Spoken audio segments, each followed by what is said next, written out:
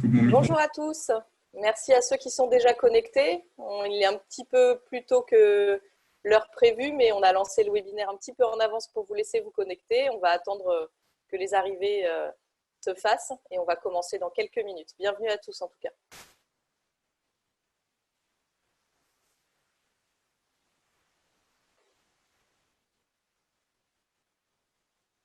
J'en profite pour dire à ceux qui sont déjà connectés, je le redirai un petit peu plus tard, que donc ce webinaire il va être organisé sous un format interactif avec un quiz, avec des questions-réponses. Donc vous pouvez vous connecter si ce n'est pas déjà fait sur Slides. Vous voyez, vous devez voir mon écran qui s'affiche. En haut, vous avez un petit logo Slides et donc vous pouvez vous connecter avec un code que je vais afficher là, qui est le 47 888 que vous devez voir en haut de mon écran. Donc aslides.com/47 888, comme ça va nous permettre d'animer un petit peu. Voilà, je vois que certains sont déjà connectés. Ça nous permet de poser la première question qui est, vous êtes donc agriculteur, animateur technicien, entreprise, institution, collectivité, acteur du territoire. Donc, je vous laisse répondre, ça permet de tester un petit peu le quiz et puis de voir qui on a en face de nous, parce que c'est un format interactif sans lettres, c'est-à-dire un webinaire, mais où on n'est que quelques-uns à prendre la parole et je vous présenterai les intervenants dans quelques minutes. Bienvenue à tous pour ceux qui nous rejoignent.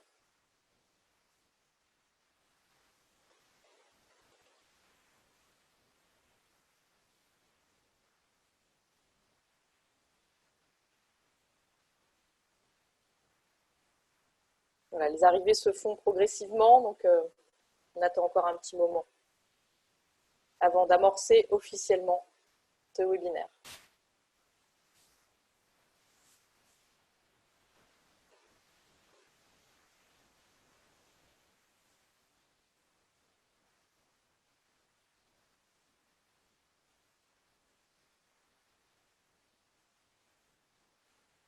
J'en profite également pour vous dire que vous pouvez nous poser des questions au fur et à mesure du webinaire, donc avec un petit question-réponse qui doit s'afficher normalement si tout va bien de votre côté.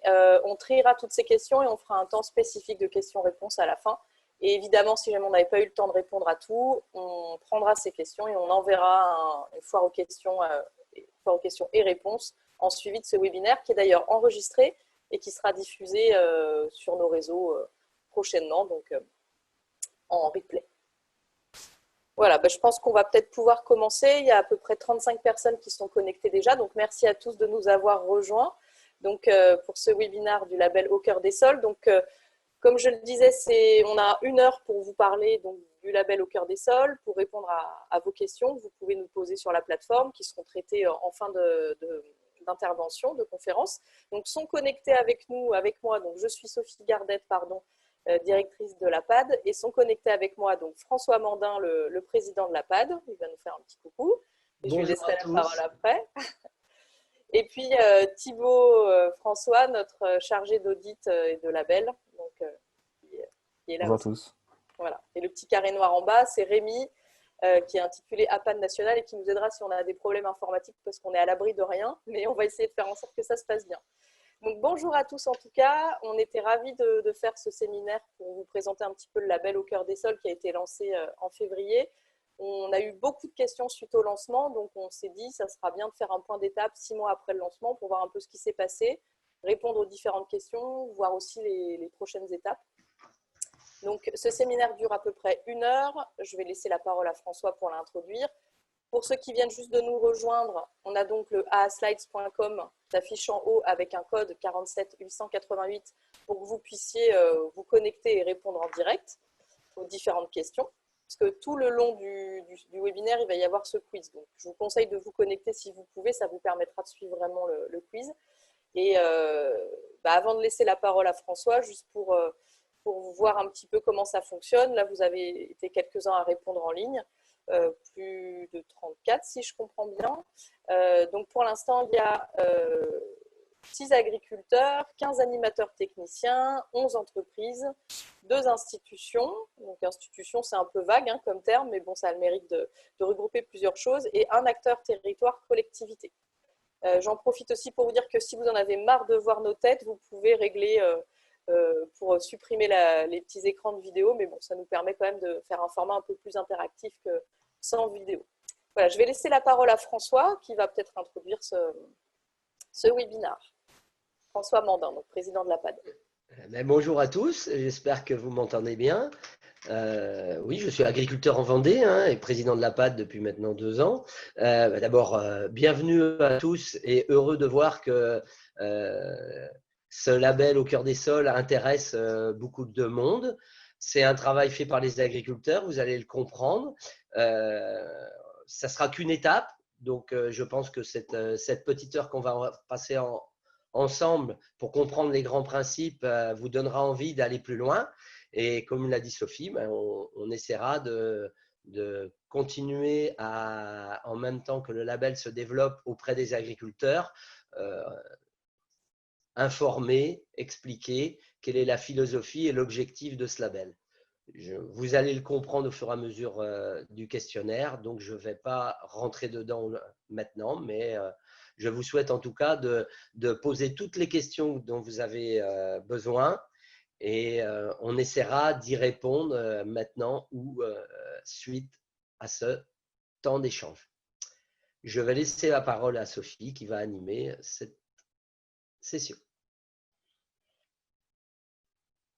À toi, Sophie.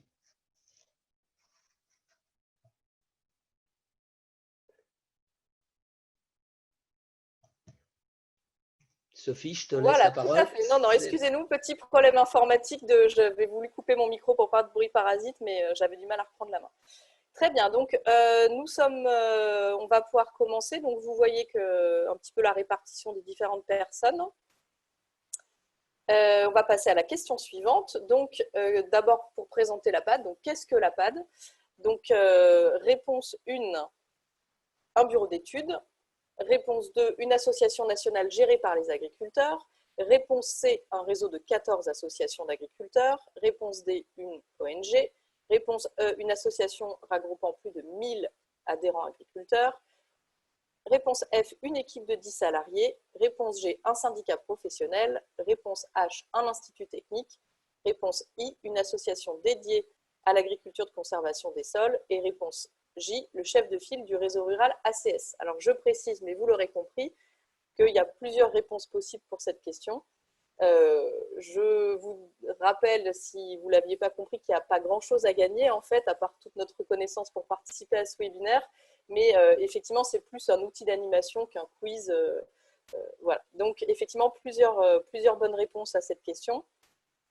Donc, je laisse les personnes finir de répondre avant d'annuler le suspense. Mais voilà, l'APAD, c'est une association nationale qui est gérée par les agriculteurs, qui existe depuis une vingtaine d'années.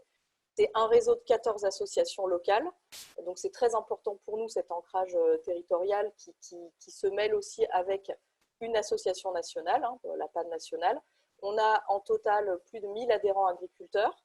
C'est 10 salariés qui sont dédiés à l'activité de cette association, répartis un petit peu partout, c'est-à-dire là où il y a des besoins, là où il y a des groupes locaux qui ont des projets, des besoins de formation. Nous ne sommes pas un institut technique, certains ont répondu qu'on était un institut technique, ce qui ne nous empêche pas d'avoir quand même des projets liés à du développement, donc avec des plateformes d'essai, voilà, on est en perpétuelle recherche aussi dans nos groupes pour perfectionner le système de l'agriculture de conservation des sols, mais on n'est pas un institut technique. On est une association dédiée à l'agriculture de conservation des sols, évidemment, et on est aussi chef de file, et c'est pour ça qu'on l'a rajouté, chef de file du réseau rural agriculture de conservation des sols. C'est un réseau qui est financé par le ministère de l'Agriculture, par des fonds européens FEADER, dans le cadre des programmes MCDR pour les spécialistes, et qui nous permet d'animer un réseau de plusieurs associations. On est aujourd'hui 15 associations d'agriculteurs suivies dans le cadre de ce projet. C'est ouvert à toutes les associations d'agriculteurs qui s'intéressent à l'agriculture de conservation des sols, et ça nous permet typiquement de faire ce webinaire, de lancer le label dont on parle, et de faire plein d'autres actions à la fois au niveau local, national, mais voire même européen ou international, pour promouvoir l'agriculture de conservation des sols et accélérer son développement en France. Si vous voulez en savoir plus, N'hésitez pas à nous poser d'autres questions, mais voilà. Donc nous ne sommes pas une ONG, nous ne sommes surtout pas un bureau d'études et nous ne sommes pas non plus un syndicat professionnel. Voilà. Je vous montre juste la petite carte. Alors, est-ce que ça s'affiche? Voilà, la petite carte de notre association avec les différentes antennes locales. Vous pouvez retrouver tout ça sur le site apad.asso.fr. Alors, deuxième question. Quels sont les principes de l'agriculture de conservation des sols? Les piliers de l'agriculture de conservation des sols. Il n'y a pas trop de pièges, mais c'est toujours bien quand même de le repréciser. Donc, réponse A, copier la nature. Réponse B, ne pas labourer ni travailler les sols, même en surface.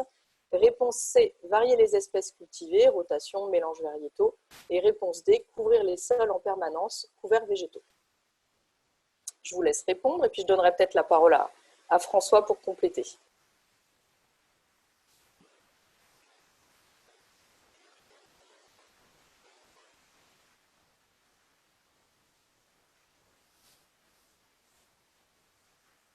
Alors, pendant que les participants continuent à remplir, François, tu veux dire un petit mot? Oui, je pense que c'est important de pouvoir définir de quoi on parle, parce qu'on sait qu'aujourd'hui, les modifications des pratiques agricoles sont diverses, variées, vont dans tous les sens, et c'est très bien. On est dans un moment où tout est en train de changer dans la société en général, mais particulièrement en ce qui nous concerne pour l'agriculture, mais je vais dire pour les agriculteurs eux-mêmes dans leurs fermes. Donc, rappeler que l'agriculture de conservation des sols, c'est pas qu'un concept, c'est bien des éléments techniques qui permettent de construire un système que vous voyez là. Et je vais dire que ce système, il a comme vocation à construire de la durabilité et à avoir des résultats. Ce n'est pas le fait de pratiquer l'agriculture de conservation des sols autour de ces trois piliers dont vous avez, là je vois les réponses sur le webinaire. Évidemment, il s'appuie sur trois grands principes qui sont de ne pas travailler les sols, varier les espèces cultivées et couvrir les sols en permanence. Alors, on peut le mettre dans tous les sens, mais l'objectif, c'est bien d'obtenir pour les agriculteurs une agriculture qui permet à la fois de préserver l'acte de production en quantité et en qualité, tout en améliorant, on pourrait même dire en aggradant le milieu dans lequel on travaille. Et ça, c'est vraiment l'objectif de l'agriculture de conservation des sols. Et si ces trois piliers se sont imposés un peu à nous, agriculteurs, c'est parce qu'ils sont de façon additionnelle, ce n'est pas l'un ou l'autre, mais c'est bien les trois ensemble permettent d'obtenir les résultats environnementaux les plus performants. Voilà. Super. Bah alors, merci pour cette introduction. Donc, juste un petit point d'étape. On est à peu près 120 personnes qui sommes connectées donc, sur la plateforme et 80 qui participent au quiz. Donc, n'hésitez pas, vous pouvez récupérer le quiz aussi en cours de route pour les autres. Alors, on continue. Donc, quels sont les bénéfices de l'agriculture de conservation des sols? Fait toujours un peu partie de l'introduction. Donc, réponse A, préserver les sols et leur fertilité. Réponse B, stocker plus de carbone dans les sols et donc contribuer à la lutte contre le réchauffement climatique. Réponse C, diminuer l'érosion et les coulées de boue. Réponse D, augmenter la biodiversité dans les champs. Réponse E, restaurer des paysages agréables. Réponse F, diminuer les utilisations de gasoil. Réponse G, assurer une production alimentaire de qualité en quantité.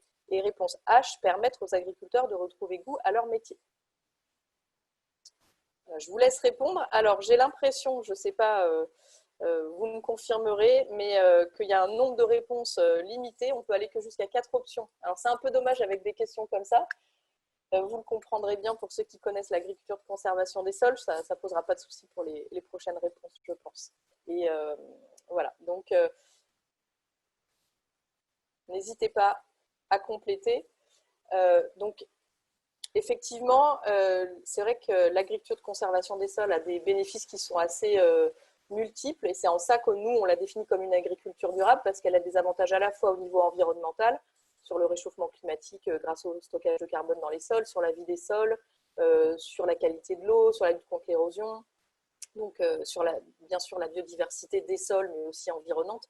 Donc il y a plein de bénéfices environnementaux, il y a des bénéfices aussi économique pour les agriculteurs en baissant leurs charges et en diminuant le temps de travail, le passage de tracteurs, du fait qu'on ne laboure plus, et bien sûr tout un aspect social aussi, à la fois pour les agriculteurs pour retrouver goût à leur métier, repratiquer leur métier dans des conditions agronomiques voilà, et sociales satisfaisantes, et aussi on pense qu'il y a une dimension sociale à l'agriculture de conservation des sols dans la mesure où elle va permettre de restaurer des paysages agréables par le fait que les sols ne soient pas nus, et puis voilà, à produire une alimentation en quantité, de qualité, et ça, c'est l'aspect vraiment social, et c'est en ça que sur les 3 paramètres de la durabilité, c'est une agriculture qui produit beaucoup de bénéfices. C'est pour ça qu'elle intéresse de plus en plus à la fois d'agriculteurs, mais aussi de différents acteurs qui voient dans son développement aussi un levier pour permettre à l'agriculture d'aller dans le bon sens. Voilà. Donc, merci à tous ceux qui ont répondu. On va passer à la question suivante, là, qui concerne vraiment plus le label. C'est pourquoi les agriculteurs de l'APAD ont-ils voulu lancer un label sur l'agriculture de conservation des sols. Donc, on appellera pour toute la session un ACS, ce qui est notre acronyme. Voilà. Donc, réponse A, pour permettre la reconnaissance de ce système agricole. Réponse B, pour donner lieu à des paiements pour services environnementaux. Réponse C, pour poser une définition de l'agriculture de conservation des sols basée sur la réalité des agriculteurs qui la pratiquent. Réponse D, parce qu'on s'ennuyait. Réponse E, pour éviter que d'autres le fassent à notre place. Et réponse F, pour que les agriculteurs en ACS soient mieux rémunérés. Je vous laisse compléter. N'hésitez pas, je vois qu'il y a quelques questions qui arrivent, n'hésitez pas à poser vos questions sur la plateforme. Elles seront prises en compte évidemment et on les traitera en fin de webinaire. Je vous laisse compléter.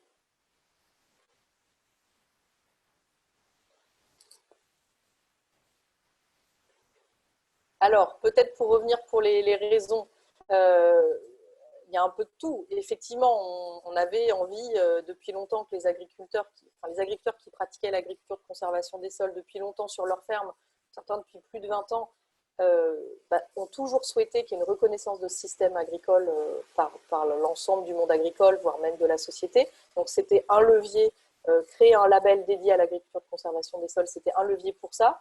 C'est évidemment aussi notre objectif, c'est que des agriculteurs puissent être mieux rémunérés pour la pratique de l'agriculture de conservation des sols, parce que ce n'est pas le cas du tout aujourd'hui. Donc évidemment, ce label il a pour vocation à donner lieu à des paiements pour services environnementaux.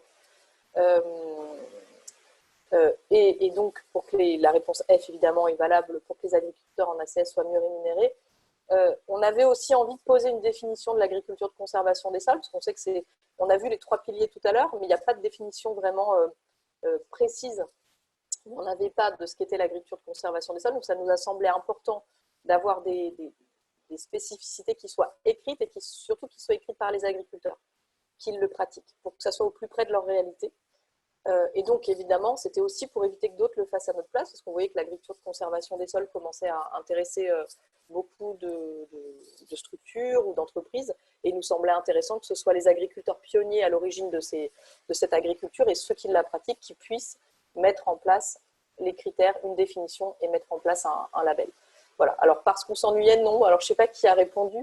On n'a pas trop l'impression de s'ennuyer à la PAD en ce moment. Mais bon, c'est vrai que ça nous occupe, ce lancement du label. Je voulais rajouter que c'est la création de ce label, c'est sûrement le début d'une grande aventure, mais c'est aussi la résultante d'un travail qui se fait depuis 20 ans au sein des réseaux de l'agriculture de conservation des sols. Parce que c'est une agriculture qui se construit tous les jours par les agriculteurs eux-mêmes dans leurs fermes, dans leurs parcelles. Ce n'est pas une agriculture fermée, c'est une agriculture ouverte autour de grands principes et surtout de recherche de résultats, comme on l'a dit tout à l'heure. Donc, il est apparu petit à petit que les données, on va dire, sociétales, environnementales qui s'imposent à l'ensemble de la France et du monde entier ont fait que ces résultats qu'on obtenait intéressent tout le monde et tant mieux. Donc là, il y a quelque chose qui a été très bien réussi par l'ensemble des agriculteurs français et sûrement aussi ailleurs dans le monde pour faire en sorte qu'il y ait une prise en compte de cette notion du sol dans les enjeux environnementaux et de production.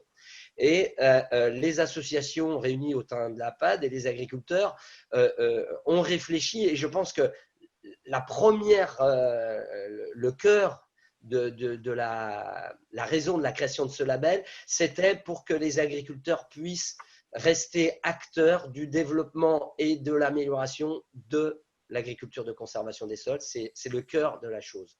Mais évidemment, on est dans un monde où on peut améliorer ses pratiques, son entreprise, si économiquement, les entreprises sont reconnues dans les actions qu'ils font. Et c'est pour ça qu'également, il y a cette volonté de construire un cadre, le partager avec les différents partenaires qui peuvent aider à financer ceux qui font et ceux qui vont faire demain. Donc ça, c'est vraiment le cœur de la volonté du lancement. Et il ne faut pas se cacher, on sait que la dimension économique pour les acteurs et la différenciation quand on est autour de la commercialisation est très intéressée par toutes ces nouvelles ces nouveaux modes de production. Donc, il nous paraissait intéressant de poser une pierre de la part des agriculteurs eux-mêmes en amont, on va dire, du développement économique autour des filières ou des services environnementaux. Voilà. Super, merci François. Alors justement, comment a été créé ce label? Donc,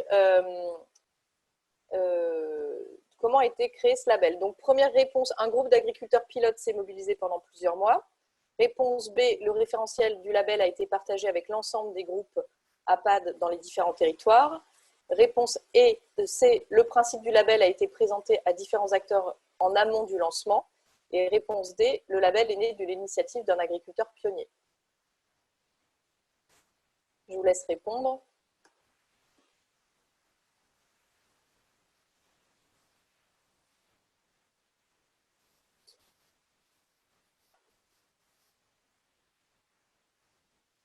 Alors, on est à peu près 123 spectateurs et 85 personnes qui participent au quiz. Donc, merci de votre participation, ça fait plaisir.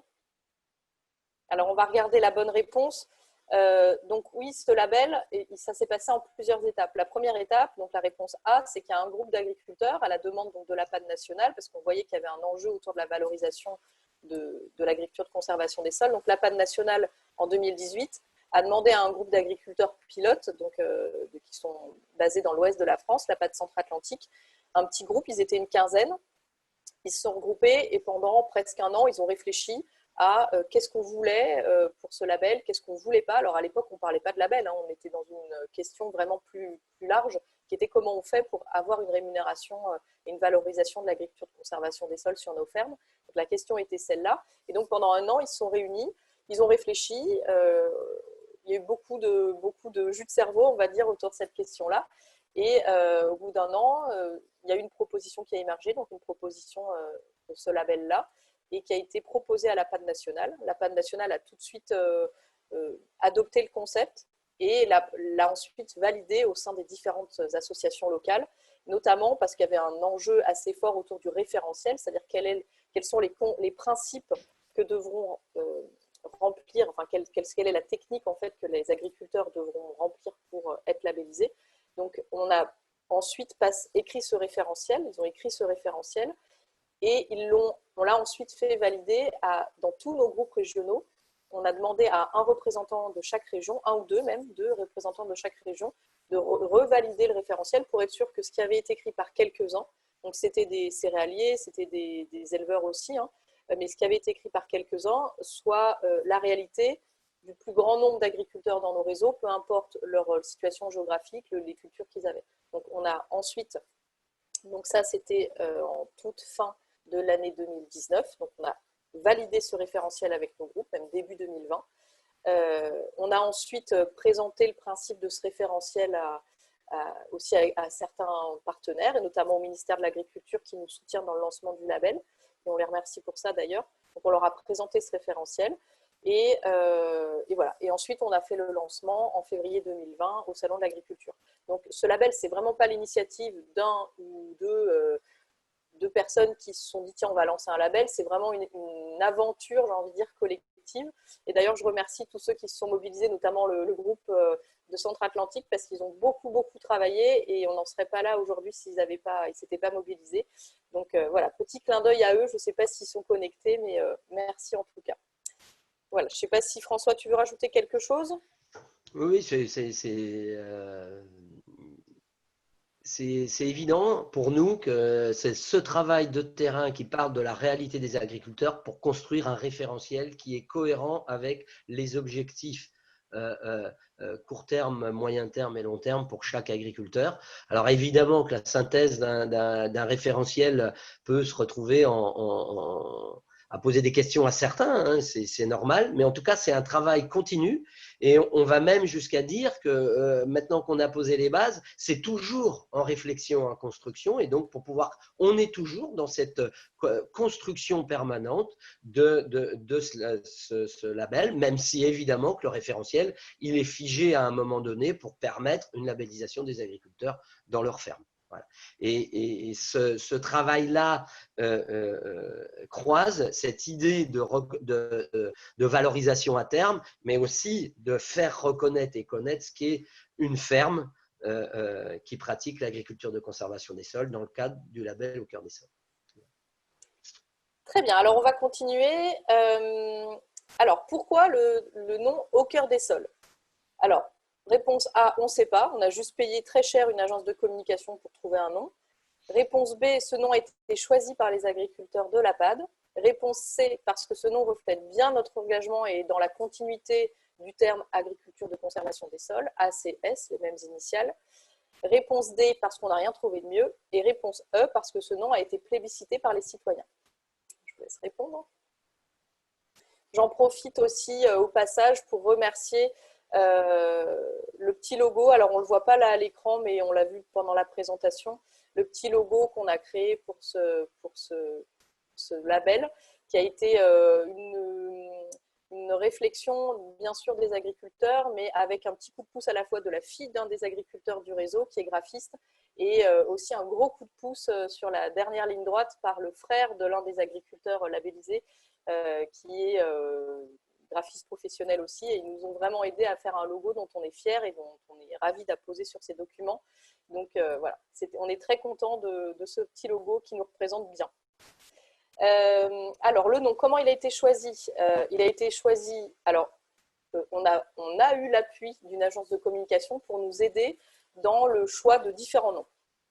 Il se trouve que les noms qui nous étaient proposés, on avait du mal à se projeter dedans, enfin les agriculteurs avaient du mal à se projeter dedans, il était un peu trop loin de ce qu'on... Voilà, on avait besoin que les agriculteurs labellisés se sentent vraiment s'approprient ce terme-là et qu'ils soient fiers de le porter, donc il fallait que ce soit assez parlant pour eux. Donc tout ce qu'on nous a proposé, l'agence de communication, on n'arrivait pas vraiment à se retrouver dedans, mais par contre on a trouvé un nom comme ça en échangeant qui a tout de suite fait tilt, donc Au cœur des sols, parce que justement, comme on le disait, non seulement il reflète l'engagement et toute voilà, la motivation et le cœur que les agriculteurs mettent dans l'agriculture de conservation des sols et dans ce label, et aussi parce qu'il y avait l'acronyme ACS qui faisait que c'était pour nous une évidence quand on a vu ce nom passer.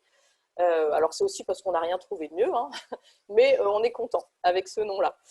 Et d'ailleurs, on l'a testé, donc la dernière réponse est aussi bonne, on l'a testé auprès des citoyens, dans le cadre d'une enquête qu'on a menée auprès de plus de 1500 citoyens, avec l'appui d'Olivier Mével, qui est consultant dans tout ce qui est, on va dire, stratégie de la transition alimentaire. Et ce nom a été cité en deuxième position parmi toute une liste qu'on avait proposée. La première, c'était agriculture de conservation de sol. Le deuxième, c'était Au cœur des sols. Et puis après, arrivé bien plus loin, plein d'autres idées qui avaient émergé au cours de nos réflexions. Voilà. Donc, merci à tous ceux qui ont contribué à trouver ce nom et ce logo. Alors, 7e question. Comment a été accueilli ce label lors de son lancement au Salon de l'Agriculture en 2020? Alors, première réponse, ce label est passé inaperçu, perdu au milieu des autres démarches. Réponse B, ce label a été soutenu par plus de 40 personnalités politiques et médiatiques. Réponse C, plus de 300 agriculteurs sont venus sur le stand pour se renseigner. Et réponse D, le lancement du label a été listé par l'opinion comme l'une des 7 informations à retenir du Salon de l'Agriculture 2020. Je vous laisse répondre.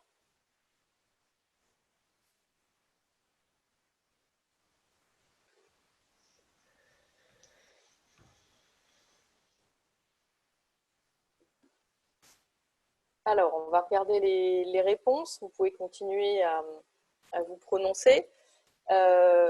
Oui, on a été très heureux de l'accueil qui a été fait au lancement de ce label Au cœur des sols. C'est un pari, hein. C'est vrai qu'au départ, c'est un pari pour la PAD et pour les agriculteurs de la PAD. Mais on a eu un accueil très positif à la fois des agriculteurs. Donc, il y a eu beaucoup d'agriculteurs qui sont venus se renseigner sur le stand, qu'ils soient à PAD ou non.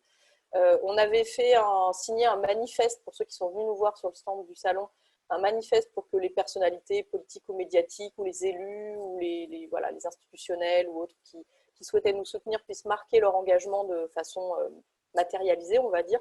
On a eu plus de 40 personnalités qui sont venues. Ça passe du chef cuistot de l'Élysée au ministre en relation avec les parlements, à Emmanuel Ducrot de l'Opinion, à des acteurs du territoire, des conseils régionaux, des scientifiques. Voilà, il y a eu beaucoup de monde qui sont venus signer, beaucoup de députés aussi. Donc ça nous a beaucoup rassurés sur le fait que ce qu'on proposait, ça ne touchait pas que les agriculteurs aussi.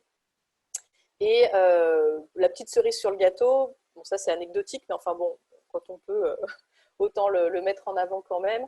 On a été, Emmanuel Ducrot, qui est journaliste agricole à l'Opinion, a fait un article sur les 7 choses à retenir du Salon de l'Agriculture 2020. Donc il y avait le coronavirus, le lancement par McDo de telle actualité.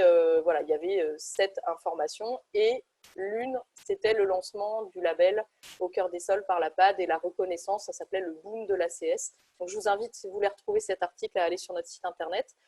Mais c'est vrai que ça nous a fait très plaisir de voir qu'il y avait un accueil aussi positif.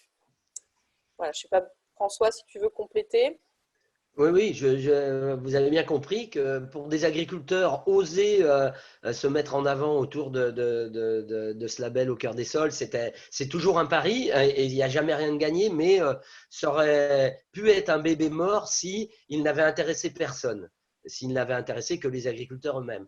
Et là, on peut le dire aujourd'hui, peut-être que ce label, il est toujours en couveuse, il est toujours en phase où il a besoin d'être construit, d'être consolidé. Mais en tout cas, il n'est pas mort-né grâce au travail qu'ont fait les agriculteurs sur le terrain depuis plus de 10 ans, tous les agriculteurs qui ont travaillé à la reconnaissance de ce nouveau mode de production, mais surtout à tout le travail qui a été fait au sein du réseau de la PAD pour expliquer et ramener au devant de la scène l'engagement de ces agriculteurs. On voit qu'il y a une concordance de temps, parce que pour réussir un projet, il ne faut pas arriver trop tôt ni trop tard. Et au salon, quand on a fait le bilan, on s'est dit, on est apparemment au bon endroit, au bon moment, avec un projet qui a du sens, même en dehors de ceux qui vont le porter. Donc, il n'est pas mort-né. Il est même bien né. Il est même bien né. Alors, quelle différence avec d'autres labels ou cahiers des charges établis par les acteurs filières ou les institutions officielles? Donc, c'est un label ferme et pas produit. Le label a été créé et piloté par des agriculteurs. C'est un label système dédié à l'agriculture de conservation des sols. Il n'y a pas de différence avec les autres labels des acteurs des filières ou des institutions officielles. Donc, effectivement, on l'a déjà dit, mais effectivement, c'est un label créé et piloté par les agriculteurs. C'est un label vraiment système qui est dédié à l'agriculture de conservation des sols. Donc, c'est-à-dire que c'est pas... on voit certains cahiers des charges dans lesquels la dimension sol commence juste à être prise en compte, mais voilà, il y a des cahiers des charges qui évoluent dans ce sens-là, mais c'est encore...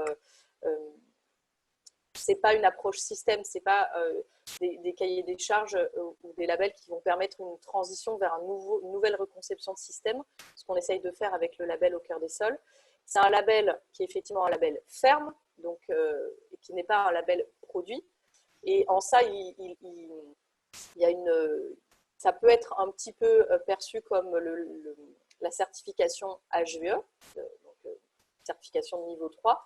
Et d'ailleurs, on a testé, nous, de notre côté, de mettre en face HVE3 avec notre label. Donc, quand on va faire les audits dans les fermes, on a pu les mettre un peu en parallèle pour voir si, à partir du moment où on était labellisé Au cœur des sols, on était forcément HVE3 ou si, au contraire, c'était incompatible. Donc, ce qu'on a vu, c'est que ça dépendait des des agriculteurs. Il y a des agriculteurs qui sont forcément HVE3, d'autres non, qui sont labellisés au cœur des sols. Donc, c'est un parallèle. C'est peut-être un HVE3 qui prend en compte la dimension sol et la dimension couverture végétale plus que ça n'est aujourd'hui dans le HVE3. Donc, voilà, je me permets d'en parler puisqu'on a eu la question, j'ai vu sur Internet, via vos questions. Voilà, donc je pense avoir répondu à la question.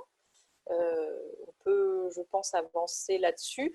On reviendra tout à l'heure sur une autre question qui m'a été posée. Donc, est-ce un label officiel? Donc, il n'y a aucun lien structurel avec une certification officielle. Réponse A.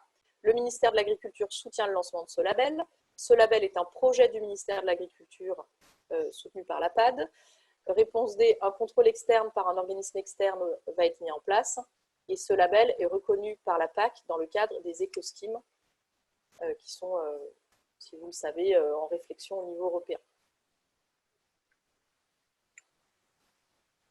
Donc, je vous laisse répondre.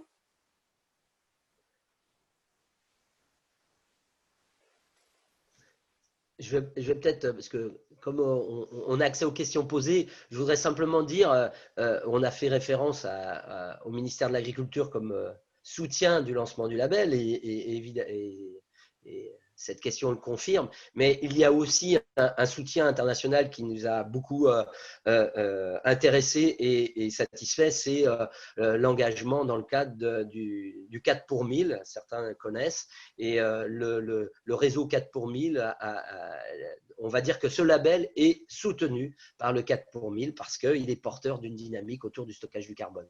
Donc je voulais te dire et saluer Paul. Qui nous écoute et qui nous écoute. Et voilà. Le secrétaire du 4 pour 1000. Alors, est-ce un label officiel? Donc, effectivement, il n'y a pas de lien structurel avec une certification, même si, comme je vous le disais, ça nous intéresse aussi de voir le pendant avec HVE. Le ministère de l'Agriculture soutient effectivement ce label, le lancement de ce label, mais c'est bien un projet qui est porté par la PAD, avec le soutien, on va dire, aussi même financier du ministère de l'Agriculture. On les remercie pour ça. Un contrôle externe par un organisme externe va être mis en place. Donc, on va vous expliquer comment sont faits les audits, mais on va effectivement vérifier que tout ce qu'on fait nous en interne est bien valable en termes de traçabilité, en termes de transparence. Voilà. Donc, on est en train de mettre en place avec des organismes certificateurs toutes les procédures qui permettent de verrouiller tout ce qu'on fait en interne. Donc, même si ce n'est pas des audits externes par des organismes externes, les audits sont bien réalisés. Là, je spoil un petit peu la suite du questionnaire, mais même si les audits sont bien réalisés par la PAD et par Thibaut et toute l'équipe d'animateurs, il y aura un contrôle externe pour vérifier que ce qu'on fait est correct. Et est-ce que ce label est reconnu par la PAC dans le cadre des éco-schemes? Pourquoi pas un jour faire en sorte que effectivement ce label soit reconnu. Tout ce qui est en train d'être mis en place au niveau de la PAC sur la reconnaissance des fameux éco-schemes, pour l'instant, c'est sur la table au niveau européen, ce n'est pas encore opérationnel, mais pourquoi pas, on l'espère, ce sera le cas. Alors, je vois qu'il y a beaucoup de questions sur le contenu du référentiel, donc on va y venir. Quels sont les engagements des agriculteurs à travers ce label? Donc, à quoi s'engagent les agriculteurs qui sont labellisés? La mise en œuvre des 3 piliers de la CS, réponse A. L'utilisation de produits phytosanitaires adaptés aux besoins des agriculteurs, réponse B. Se former, échanger en collectif, réponse C. Interdiction des fongicides et des insecticides, réponse D. Les IFT en dessous de la référence régionale, réponse E. Et réponse F, favoriser les éléments agroécologiques sur la ferme. Haies, agroforesterie, nichoirs, ruches et autres. Je vous laisse répondre et puis pour compléter la réponse, je donnerai la main à Thibaut, donc, qui a mis en place avec les agriculteurs tout le référentiel et qui a été en charge depuis 1 an de tous les audits qu'on a pu réaliser, avec l'appui de plus récemment d'autres animateurs de la PAD, que je salue d'ailleurs. Alors, bonne réponse. Donc effectivement, mise en œuvre des 3 piliers de l'ACS, effectivement, c'est la base. Une utilisation des produits phytosanitaires adaptés aux besoins. Se former, échanger en collectif, c'est effectivement le cœur de notre action associative et c'était pour nous important qu'il y ait cette dimension-là. Parce que pour nous, peut-être c'est pas partagé par tous, mais en tout cas, nous, c'est notre conviction au sein de la PAD, c'est que si on est tout seul sur sa ferme pour faire de l'agriculture de conservation des sols, ça va être beaucoup plus difficile, surtout en phase de transition.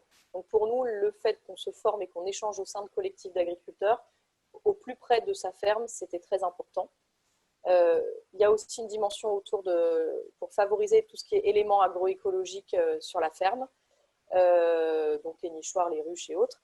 Par contre, tout ce qui est IFT, produits phyto, on s'est posé la question, ce qu'on a rendu obligatoire, c'est l'utilisation raisonnée des produits phytosanitaires, adaptés aux besoins et surtout de se former sur le sujet.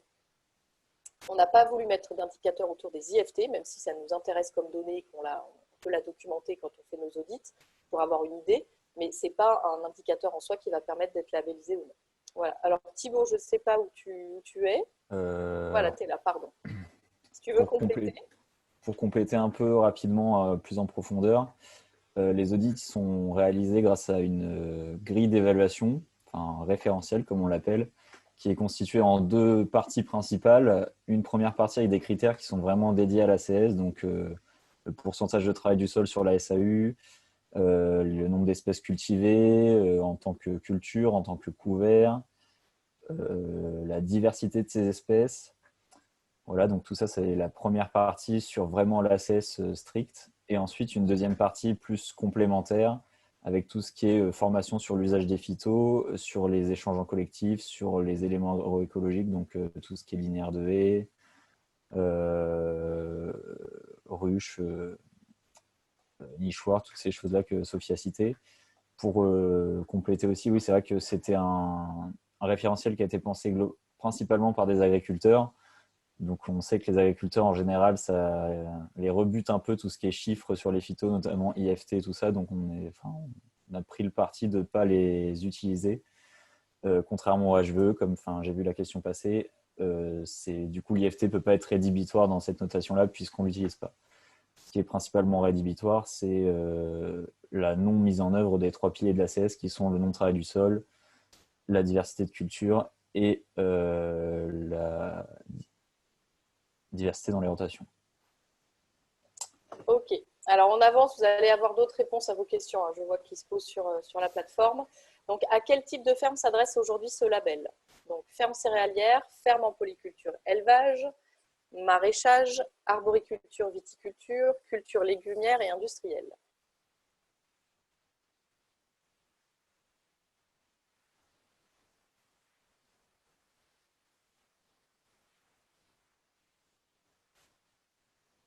Alors, pour les bonnes réponses, donc effectivement, ce référentiel, il s'adresse aujourd'hui prioritairement ferme céréalière, ferme en polyculture, élevage. On a travaillé sur aussi les critères à prendre en compte sur les cultures légumières et industrielles, alors avec une complexité autour du niveau de travail du sol. Donc, on a essayé de faire des enquêtes auprès des adhérents de la PAD qui sont concernés et aussi d'autres groupes qui nous ont sollicités, qui ne sont pas forcément adhérents à la PAD, mais qui étaient intéressés par cette dimension-là. Donc, on est en train de voir comment prendre en charge au mieux aussi ces autres cultures. Et on va avoir toute une réflexion sur tout ce qui est maraîchage, arboriculture, viticulture dans un deuxième temps, pour voir comment intégrer ces fermes-là aussi dans notre référentiel. J'en profite pour dire que nous, on n'aime pas trop le terme cahier des charges. On préfère le terme référentiel parce que le référentiel, il est vraiment conçu comme un permis à points qui permet de prendre en compte aussi la réalité des agriculteurs. Donc, on parle toujours plus de référentiel. Voilà. Alors, question 11 encore. Je suis agriculteur en technique culturelle simplifiée, TCS, puis-je avoir accès au label? Réponse A. Un accompagnement spécifique peut vous être proposé par la PAD locale à proximité pour vous accompagner dans la transition. Réponse B. Oui, si vous payez les frais de labellisation, c'est automatique. Réponse C. Il est tout à fait possible de pratiquer majoritairement le TCS sur sa ferme et d'obtenir le label. Et je laisserai Thibaut répondre du coup.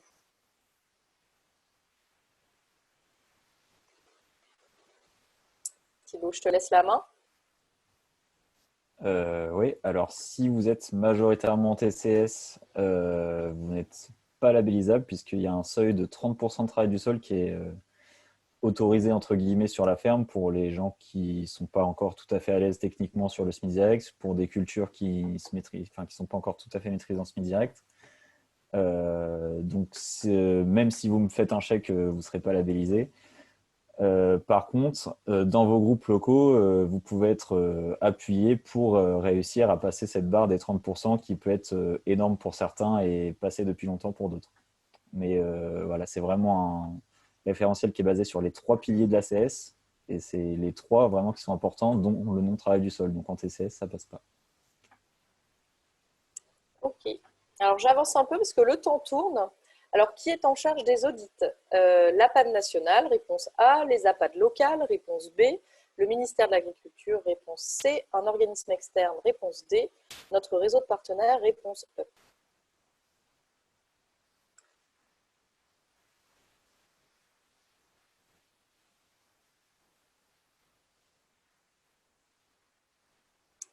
Alors, la bonne réponse, c'est l'APAD nationale. Aujourd'hui, il n'y a que l'APAD nationale qui fait les audits et c'est vraiment pour nous important parce que forcément, l'audit, il est associé à aussi une connaissance et une réflexion avec les agriculteurs et un travail en groupe.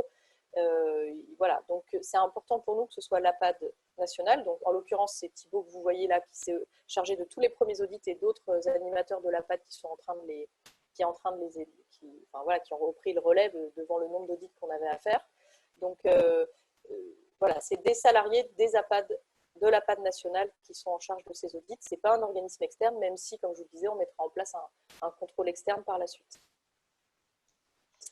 Et évidemment, c'est en lien avec les APAD locales parce que les animateurs dans notre réseau qui sont pour la plupart mis à disposition par l'APAD nationale ont la capacité d'accompagner les groupes locaux dans la réflexion et aller, comme l'a dit Sophie, à terme jusqu'à l'audit. Mais on est bien sur un cadre, clairement, où c'est l'APAD nationale qui valide les fermes auditées. Alors, combien d'agriculteurs sont labellisés à ce jour? Je vois que vous avez commencé à répondre. Donc, 20, 80, 100, 120, 200, 500. Donc, juste pour votre information, on s'était fixé des objectifs quantitatifs avec l'APAD. Et pour 2020, on s'est fixé 200 labellisés. Donc, aujourd'hui, on est à 120 labellisés et on en a encore 88 qui sont en attente d'audit. Ce qui nous a un peu ralenti, bien sûr, c'est le Covid, mais les audits ont repris là depuis fin août. Et puis, c'est aussi la capacité à répondre à la demande et à organiser les audits sur place. Donc, il y a encore pas mal d'agriculteurs qui sont en attente, mais tous ceux qui sont inscrits et qui ont demandé à être audités le seront avant la fin de cette année, ce qui fait qu'on aura dépassé notre objectif de 200. Donc, voilà. Ça, si vous voulez voir sur la carte, j'ai mis une petite explication ici, où sont ceux qui sont déjà labellisés et puis tous ceux qui sont encore en attente. Alors, on continue. Je suis agriculteur en agriculture de conservation des sols et membre d'un groupe APAD. Comment puis-je obtenir le label? Réponse A, contactez votre responsable régional. Réponse B, le label s'obtient automatiquement dès lors que vous êtes adhérent. Réponse C, inscrivez-vous sur Internet. Et réponse D, il suffit de régler les frais de labellisation pour obtenir le label. Donc, la bonne réponse, effectivement, c'est déjà de contacter votre responsable régional si ce n'est pas déjà fait. Donc, normalement, localement, les associations locales ont déjà organisé des réunions d'échange et d'inscription. Voilà, donc ça a déjà eu lieu, mais peut-être que vous avez raté l'événement ou que vous êtes nouvellement adhérent. Donc, contactez votre responsable régional. Vous pouvez aussi vous inscrire sur Internet directement sur le site aucoeurdessols.fr. Voilà. Et bien sûr que non, ça ne s'obtient pas automatiquement avec l'adhésion puisqu'il y a toute cette partie d'audit dont on a parlé. Je suis agriculteur en ACS en PACA. Je fais partie d'un groupe de développement qui n'est pas membre de l'APAD. Je souhaiterais être labellisé. Donc, comment faire? Donc, réponse A, désolé, ce label est réservé pour l'instant aux adhérents APAD. Réponse B, un partenariat pourrait être mis en place avec votre groupe dès 2021. Contactez-nous. Super, notre auditeur va passer sur votre ferme lundi.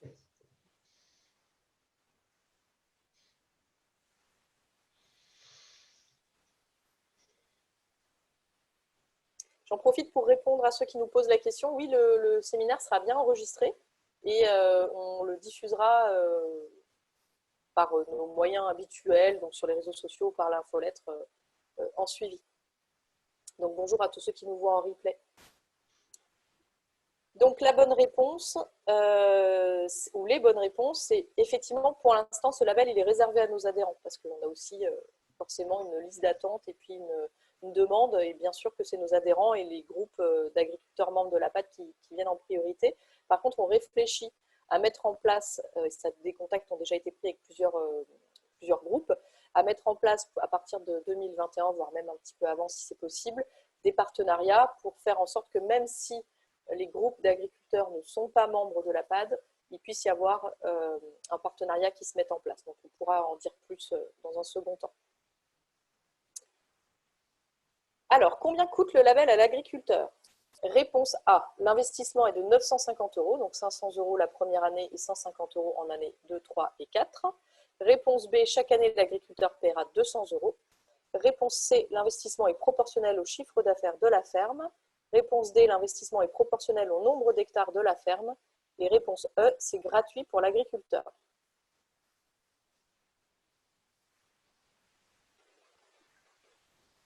Je laisse compléter.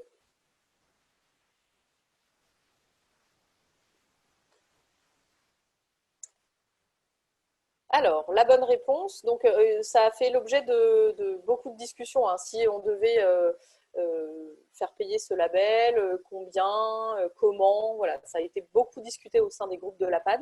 Donc, il y a deux options qui sont possibles aujourd'hui, soit un investissement de 500 € en année 1 et ensuite 150 € en année 2, 3, 4, donc ce qui fait un total de 950 € pour 5 ans. On ne l'a peut-être pas dit, mais le label, une fois que l'audit et la labellisation est validé, il est valable pour 5 ans.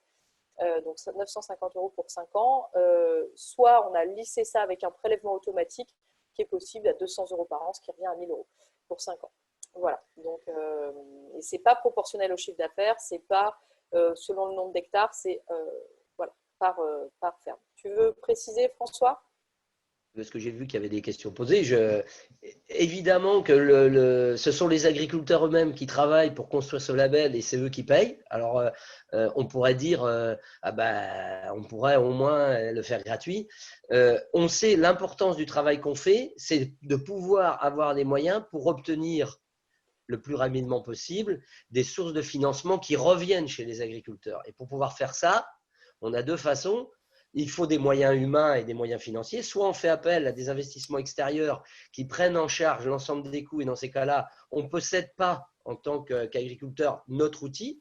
Et ça a été cet élément-là qui a fait que les responsables qui ont réfléchi se sont dit, mais si nous, on n'y croit pas parce qu'on ne met rien dedans, comment on va faire adhérer des partenaires à mettre de l'argent dedans?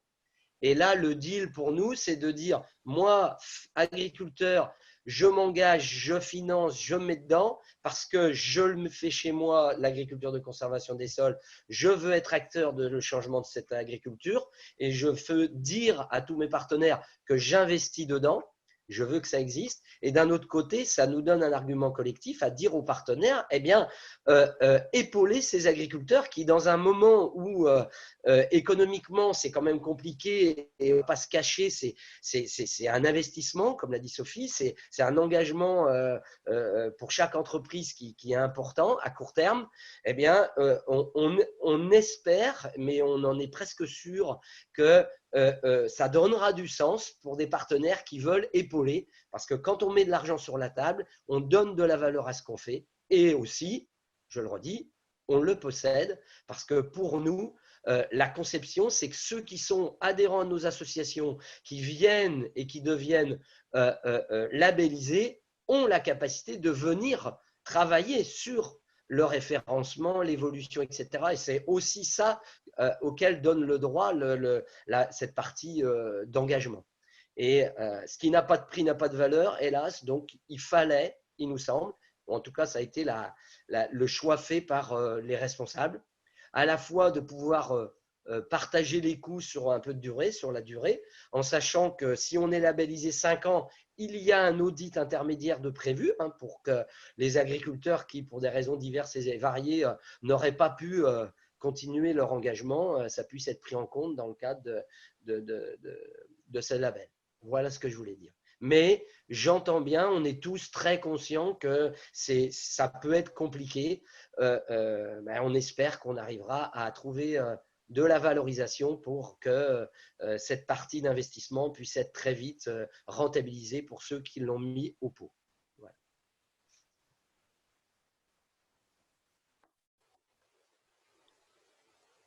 Vas-y, Sophie.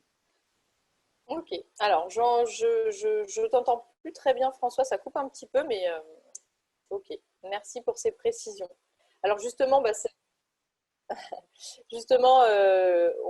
on y vient. Donc, qu'est-ce que ce label apporte aux agriculteurs?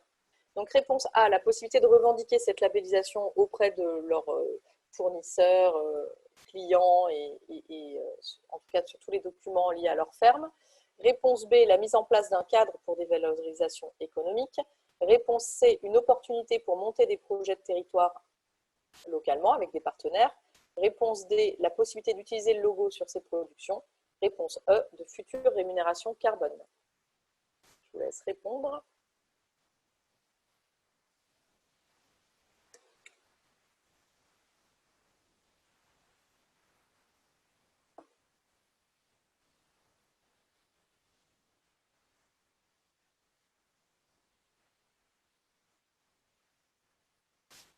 Alors, on va voir les bonnes réponses. Alors, effectivement, ce label, il a comme vocation de permettre des rémunérations aux agriculteurs. Déjà, la première chose en termes de valorisation, c'est que ce label, une fois qu'on est labellisé, on a le droit d'utiliser le logo, évidemment, et de revendiquer sa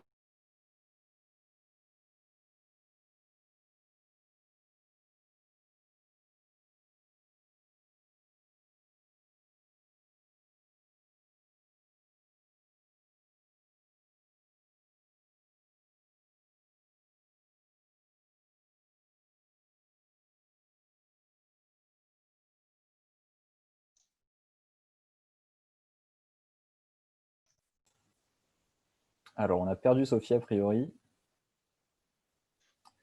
Elle devrait revenir. C'est bien ce qui me semblait qu'il y avait un petit buzz. J'espère que tout le monde est encore là. Est-ce que tu as pu trouver quelques questions sur lesquelles on peut peut-être répondre, Thibaut? Là, il y en avait une notamment sur les crédits carbone et le retour des entreprises, donc je pense que Sophie allait en parler. Ensuite, qu'est-ce qu'on avait d'autre? Sur la confusion entre les différents labels qui existent et pourquoi pas des fusions avec d'autres choses existantes, notamment HVE ou pourquoi pas le label bio même. Qu'est-ce que tu peux nous dire là-dessus, François? Alors, je pense que là, vous avez compris qu'il y a une volonté directe des agriculteurs de construire ce label à partir de leur ferme pour valider l'acte de production. Hein. On n'est pas comme on l'a dit tout à l'heure, sur un label produit, on est bien sur un label mode de production qui permet d'obtenir des résultats environnementaux. On peut toujours avoir comme idée qu'il faudrait tout mettre dans le même paquet pour obtenir tous les résultats, mais l'expérience nous montre que ce système de production doit être à la fois pris dans son ensemble et identifié comme tel. On est dans un moment où il faut pouvoir donner des signaux forts à tous les agriculteurs et également à nos concitoyens que l'ensemble des agriculteurs participent à la transition écologique. Eh bien, il y a eu une question posée là-dessus. On n'a pas la prétention de représenter la totalité ni de ceux qui pratiquent l'agriculture de conservation des sols, ni ceux qui pratiquent l'agroécologie au sens général. Mais par contre, on pense que notre association qui aujourd'hui se structure, s'organise et permet de réunir, et on espère encore un peu plus demain, un maximum des agriculteurs pionniers de l'agriculture de conservation des sols, donnera sens à tous les autres agriculteurs pour tendre vers une amélioration globale. Donc, ce label a vocation à exister en tant que tel, et pour qu'il donne à la fois une perspective, parce qu'il est ouvert pour tous les agriculteurs, qui donne un chemin pour améliorer ses pratiques. Voilà. Est-ce que tu nous as rejoint, Sophie? Peut-être le temps qu'elle revienne. On arrive à 11h58. C'est toujours passer... frustrant, ça va vite, 1 heure. J'ai vu passer quelques questions sur les modalités d'audit. Donc, François en a déjà parlé. C'est un label qui est obtenu sur 5 ans avec 2 audits. Un premier qui est pas payant. J'ai vu passer la question. En fait, vous payez que si vous êtes labellisable et pas avant. Sachant qu'on fait quand même en sorte de se déplacer que s'il y a vraiment un intérêt. Si vous êtes vraiment dans des systèmes pas vraiment en ACS, ça ne sert à rien de venir. Et puis, il y avait une autre question, c'était sur le contrôle terrain. Alors oui, il y a un contrôle terrain. En fait, quand on fait les audits, il y a 2 parties. Il y a une partie plutôt bureau où on remplit les données et une partie ensuite visite terrain pour voir un peu ce que vous mettez en place sur votre ferme. Voilà. Sophie, tu es de retour parmi nous? Je suis de retour parmi vous. Alors, je ne sais pas, vous voyez encore mon écran ou pas? Eh ben, on est Ça y est, il est reparti. revenu. Super. Bon, ouf. Alors, sachant qu'on est très en retard sur le timing, il nous reste encore 4 questions, donc on va essayer d'avancer un petit peu. Et ne vous inquiétez pas, on répondra à toutes vos questions par la suite, au moins par écrit. Donc, on en est à la 18. Qu'est-ce que ce label apporte aux entreprises? Donc, réponse A, une possibilité d'identifier facilement les fermes ACS pour leurs approvisionnements. Réponse B, une opportunité pour rémunérer les agriculteurs via leur production. Un moyen de former les producteurs pour une transition de leurs agriculteurs, fournisseurs. Une opportunité de greenwashing, un levier pour soutenir le développement de l'ACS en France.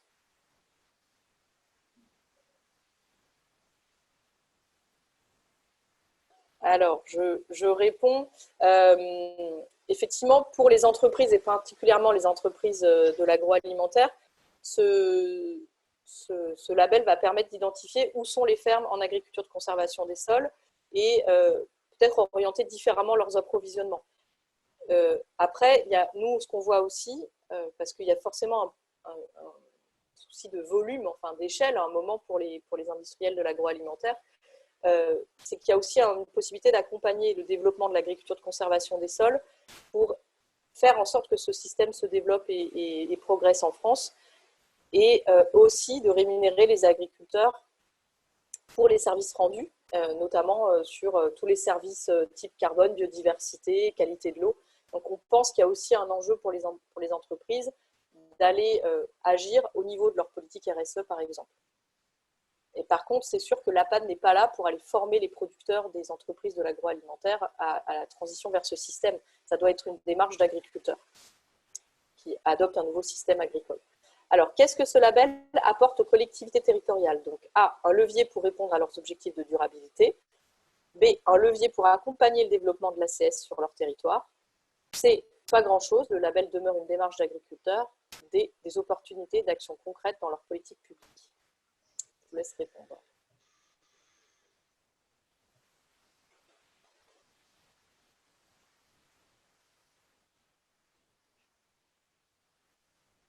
Alors, il n'y a pas beaucoup de réponses à cette question. Vous m'entendez toujours?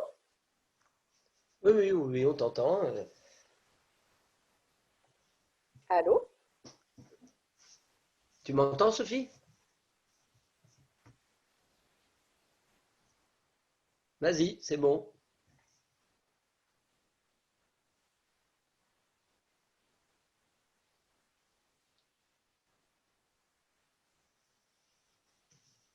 Ah, donc vous m'entendez apparemment, donc très bien. Excusez-moi, j'avais l'impression d'être toute seule. Donc, qu'est-ce que ce label apporte aux collectivités? Donc, effectivement, un levier pour répondre à leurs objectifs de durabilité, un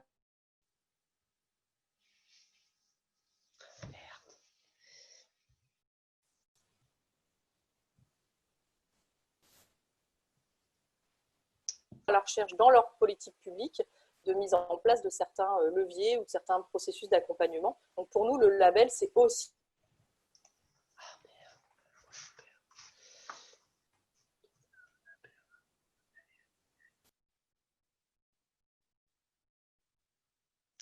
A priori, Sophie a des gros problèmes d'Internet. Si on peut résumer ces différentes questions, globalement, entre les collectivités territoriales, les entreprises agroalimentaires et les agriculteurs, globalement, en ce moment, on travaille sur différents projets, donc sur les paiements carbone, sur des accords avec des entreprises pour développer, par exemple, des filières ou des paiements directs pour services environnementaux. Et donc, c'est tout ça qui est visé, en tout cas pour les agriculteurs, et qui peut bénéficier aux collectivités dans le cadre de leur plan climat, par exemple, ou aux entreprises dans le cadre de leur développement RSE. Sophie, tu es de retour? Oui, je suis de retour. Je parlais dans le vide depuis tout à l'heure, excusez-moi. Mais je vois que tu as pris le relais, c'est très bien. On se complète très bien. Merci Thibaut. Donc, question suivante. On arrive au bout de notre petit quiz. Quels sont les liens entre ce label et les institutions agricoles, structures de développement coopératives? Donc, A, des partenariats pourront se mettre en place, ou B, nous ne souhaitons aucun lien avec ces structures. Donc, effectivement, l'objectif de ce label, même si c'est un label d'agriculteurs et qu'il appartient aux agriculteurs et que c'est important pour nous que ça reste comme ça, effectivement, il y a tout à fait des possibilités pour des partenariats se mettre en place avec des institutions agricoles, des coopératives, des structures de développement. Et d'ailleurs, on a été sollicité par ça et on est en train d'y réfléchir et de mettre ça en place. Donc, ça fait effectivement partie de ce qui est possible avec ce label.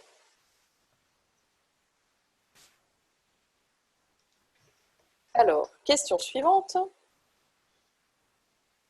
Comment être sûr que ce label répond aux attentes des citoyens? On a vu, il y avait beaucoup de questions sur le question-réponse, sur tout ce qui était voilà, un peu un amoncellement des labels, beaucoup de labels de l'aval, on va dire, sur des produits, le label bio, les HVE. Donc, c'est vrai qu'il y a beaucoup de labels. Donc, nous, avant de lancer ce label, on a fait une étude citoyen. J'en ai parlé un petit peu tout à l'heure. C'est Olivier Mével qui nous a fait cette étude pour voir si ça répondait à une attente des citoyens. Et on pourra peut-être faire un webinaire dédié là-dessus. Mais en tout cas, on a vu qu'il y avait une attente spécifique des citoyens sur une nouvelle forme d'agriculture qui répond aux exigences à la fois de durabilité, à la fois au niveau environnemental, mais aussi au niveau de tout ce qui est proximité, agriculture française, revenus des agriculteurs. Donc voilà, on pourra y revenir, mais le label a vraiment été plébiscité. On se posait des questions sur est-ce que ça ne fait pas trop, est-ce que c'en est pas un de plus? Mais non, il y a vraiment un besoin spécifique, une attente des citoyens qui était vraiment assez radicale et qui nous a nous-mêmes surprises. Et donc peut-être qu'on diffusera d'ailleurs dans une prochaine infolette les résultats de cette enquête qu'on avait présentée au Salon de l'Agriculture et qui mérite peut-être d'être un peu plus précisée. Alors, je suis labellisée, comment obtenir une plus-value sur mes productions? Donc réponse A, les APAD locales vont mettre en place des projets collectifs pour favoriser des projets de territoire. Le label n'aura pas pour vocation de mettre en place des rémunérations, des plus-values pour les agriculteurs. N'hésitez pas à contacter votre coopérative. L'APAD nationale est en train de consolider des partenariats. Donc effectivement, le lancement du label, c'était l'étape 1. Nous, ce qu'on voulait voir, c'est déjà, est-ce qu'il y a des agriculteurs qui sont intéressés, qui sont motivés? L'accueil qu'on a eu et le nombre de labellisations qu'on a pu faire depuis le début de l'année montre qu'il y a effectivement une attente, un intérêt des agriculteurs.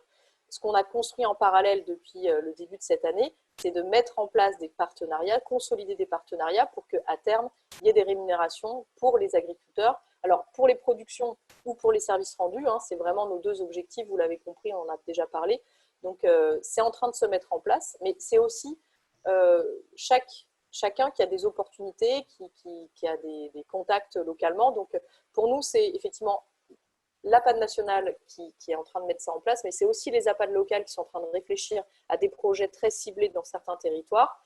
Et puis, c'est aussi chaque agriculteur qui a peut-être à côté de chez lui un site de transformation, des acheteurs, des contacts avec telle entreprise. Donc, c'est aussi l'affaire de tous.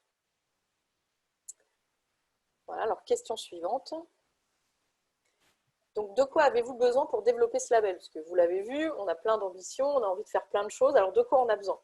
Alors, est-ce qu'on a besoin de financement pour amorcer le déploiement du label ou pour continuer le déploiement du label? Est-ce qu'on a besoin de partenaires financiers pour rémunérer les agriculteurs? Est-ce qu'on a besoin d'appui technique pour faire perfectionner ce système? Est-ce qu'on a besoin de soutien institutionnel et des médias? Est-ce qu'on a besoin de la mobilisation des agriculteurs en ACS? Et bien, en fait, voilà, vous l'avez vu, vous y répondez au fur et à mesure, mais on a besoin d'un petit peu de tout ça, voire même, pourquoi pas, de beaucoup de tout ça. Donc, on n'est qu'au début de l'histoire. on a fait un premier pas, mais effectivement, c'est un processus continu, un peu comme l'ACS. On est vraiment dans une démarche de progrès, de perfectionnement. Et donc, on a besoin effectivement de partenaires financiers pour le déploiement du label, mais aussi pour la rémunération des agriculteurs. On a besoin d'appui technique parce qu'on est en perfectionnement continu. On a besoin de soutien des médias, de soutien institutionnel, et on a besoin de la mobilisation des agriculteurs. Donc, c'est un petit peu de tout ça qui fera que le label, la première phase est réussie. Mais voilà, il nous reste beaucoup de choses à faire, on en est conscient, pour aller encore plus loin. Juste sur ce point-là, je pense qu'on aurait pu mettre en premier la mobilisation des agriculteurs, parce que tout ça fonctionnera si on fait nombre, et ça donnera du sens au travail que l'on fait, évidemment, si les groupes, le maximum d'agriculteurs aient envie de nous rejoindre pour travailler et être labellisés. C'est vraiment un enjeu, on va dire, à court terme et moyen terme, parce qu'à partir de là, à la fois les financements, les partenariats et même le besoin de perfectionnement technique se fait aussi par le fait que les agriculteurs en nombre se retrouvent autour de la table et autour de ce projet de label. Voilà, question suivante et donc dernière question, en tout cas pour ce qui nous concerne, qu'on avait écrit dans le quiz. Donc, je suis fan du label Au cœur des sols, comment puis-je vous aider? Pourquoi pas, on ne sait jamais si on vous avait convaincu. Donc, A, parlez-en autour de vous. B, pour les entreprises, soutenez-nous, mécénat, RSE, voilà, rémunération carbone. Particulier, saviez-vous que les dons à la PAD, vous pouvez en faire, c'est opérationnel et c'est même défiscalisable de vos impôts, donc pourquoi pas. Vous pouvez même acheter des produits déjà labellisés Au cœur des sols, parce qu'on a certains agriculteurs qui sont dans des démarches de vente directe, donc qui sont déjà disponibles. Donc, on va mettre en place, d'ailleurs, sur notre site internet, une vitrine de ces produits-là. Suivez-nous sur les réseaux sociaux. Si vous êtes des associations d'agriculteurs que vous êtes intéressés, même si vous n'êtes pas membre de la PAD, vous pouvez nous rejoindre pour mettre en place des partenariats, comme on le disait tout à l'heure, pour participer et faire en sorte d'être labellisé. Si vous êtes agriculteur individuel, vous pouvez prendre contact avec nous sur notre site internet pour nous rencontrer. Et si vous êtes une collectivité, vous pouvez aussi soutenir le déploiement du label à travers vos projets de transition agricole, de projets plans agroécologiques ou autres. Voilà. Donc en fait, à tous les niveaux, on peut agir pour aider au développement de ce label. Je voulais repréciser que pour les associations d'agriculteurs, c'est la vocation du réseau rural. Avec le ministère de l'Agriculture, on a été reconnu comme porteur de ce réseau rural agriculture de conservation des sols et qui a comme objectif d'avoir un lieu un peu de neutralité pour travailler avec toutes les associations, qu'elles soient sous différentes formes, avec différents partenaires techniques ou d'accompagnement. Donc, je vous encourage, si vous êtes des présidents d'associations, de GI2E, que ce soit de CETA, de CUMA, enfin de tous les groupes, il en existe plein, ou dans lesquels il y a énormément de travail de fait sur ces questions-là, à nous rejoindre au sein du réseau rural. Les moyens qui ont été donnés grâce à ce statut permet de vous accueillir et de réfléchir ensemble justement à votre intégration dans le cadre du label Au cœur des sols, même si vous ne souhaitez pas devenir à titre associatif adhérent de la PAD, ce qu'on peut comprendre tout à fait. Le réseau rural a vocation de réunir tous les groupes volontaires. N'hésitez surtout pas. Et pour ceux que ça intéresse, contactez via le site et on essaiera d'échanger. On est à disposition, les responsables, pour discuter avec vous sur cet engagement-là. Voilà, et puis c'est vrai que du coup, on a eu pas mal de questions pour savoir s'il n'y avait que les adhérents de la PAD qui avaient le droit au label. Qu'est-ce qui se passe si on est sur un territoire où on n'a pas d'association locale à PAD à proximité? Soyez une association ou un groupement ou un groupe d'agriculteurs à proximité quand même, rapprochez-vous d'eux, qu'ils soient à PAD ou pas. Et puis, si vraiment vous êtes assez isolé, voilà, appelez-nous, on peut quand même en discuter, même si forcément il y a une vocation de formation et d'échange en collectif dans notre action, dans notre projet. Donc, c'est vrai que la logique voudrait quand même d'essayer de monter d'un petit groupe quelques agriculteurs pour quand même avancer ensemble sur un territoire. Dans les autres questions qu'on a eues, alors on a eu énormément de questions autour du référentiel. Qu'est-ce qu'il y a dedans, voilà, avec des questions assez précises qui montrent qu'il y a quand même beaucoup d'agriculteurs sur les 120 personnes qui étaient connectées, je crois qu'on était à 120, il y a quand même beaucoup d'agriculteurs qui sont derrière leur écran, donc on a eu effectivement beaucoup de questions là-dessus, je pense, et on en parlait en tout début avant d'introduire ce webinaire. On réorganisera peut-être un webinaire spécifique très technique autour des précisions qu'il y a dans le référentiel pour aller un petit peu plus loin. Là, malheureusement, le temps tourne et de toute façon, je pense que ce serait trop ciblé pour intéresser tout le monde. Mais on a dans le référentiel effectivement une grille un peu simplifiée qui permet d'avoir connaissance des grands principes et d'aller un petit peu plus dans le détail. Donc, on pourra diffuser à ceux qui le souhaitent. Donc, n'hésitez pas à nous contacter aussi sur notre site. Voilà, on a eu beaucoup de questions. On n'a pas trop le temps d'y répondre pour l'instant, malheureusement, mais on va prendre toutes les questions qui n'auraient pas été traitées dans ce webinaire vont être traitées. On répondra à l'écrit, on les mettra dans notre prochaine infolette, on les mettra aussi sur notre site internet. Voilà, je pense qu'on va s'arrêter là parce qu'on a déjà dépassé un petit peu l'heure. Désolée pour les quelques petits soucis techniques, mais en tout cas, on voulait remercier vraiment de votre participation. On a un enjeu collectif qui est devant nous là, par rapport à l'agriculture de conservation des sols et à ce label. Donc, merci à tous de votre soutien. Et puis, parlez-en autour de vous, contactez-nous. Voilà, si vous avez la moindre question, contactez-nous sur notre site internet et on y répondra avec grand plaisir. Merci pour avoir participé au petit quiz et puis à très bientôt, pourquoi pas pour un webinaire plus technique sur ce label et puis à travers nos outils réseaux sociaux, Twitter ou infolettre. Vous pouvez vous inscrire sur notre site internet. Voilà. Vous pouvez trouver d'autres informations sur le site Au Cœur des Sols. Il y a un question-réponse qui existe déjà où vous trouverez pas mal de questions de réponses un peu plus pointues aux différentes questions que vous pouvez avoir. Voilà, et qu'on complétera donc avec tout ce que vous nous avez posé comme question. Merci pour votre intérêt et à bientôt. Au revoir. Au revoir. Au revoir. Merci à tous.